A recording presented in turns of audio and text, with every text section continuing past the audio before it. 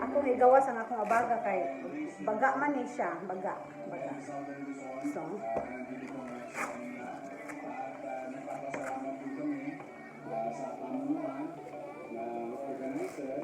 mag-check sa akong dugo, guys. So, tanaw na to o unsay ang akong dugo karon, kung high or low ba. Wa ko nag-inom og mga tambal karon, guys. Nag-garlic ra ko, beetroot, dili tong reseta sa doktor. So, herbal muna ako. Beetroot, garlic, o kadtong akong himo nga nga lemon, cloves, garlic, ginger ug cinnamon. Ako siyang gipabukal.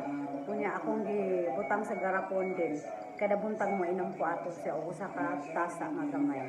So, mo na akong giinom karon. Tanaw na to kung this week ubos na jud akong dugo. So, dili ko mainom og tambal, pero kung muhay jud siya.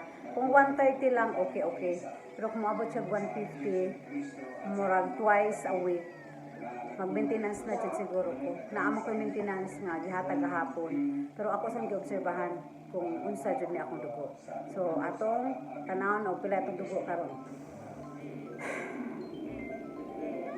Maghilom sa ako for 1 minute.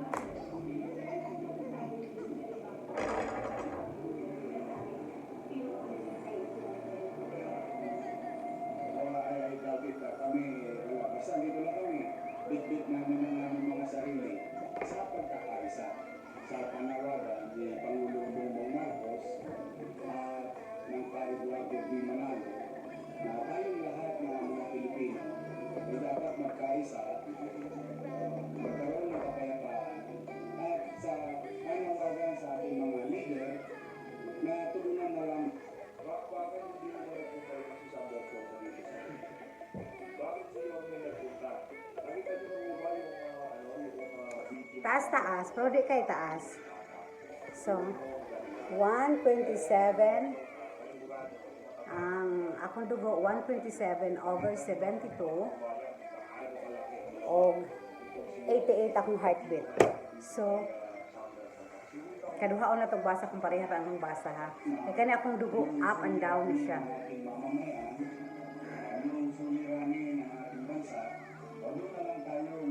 Ng panahon at isa sa pag-aaway-away, doon naman tayo mamuhunan bilang pamahalaan kung paano natin maitataas ang angkas ng pamumuhay ng tao at saka magkaroon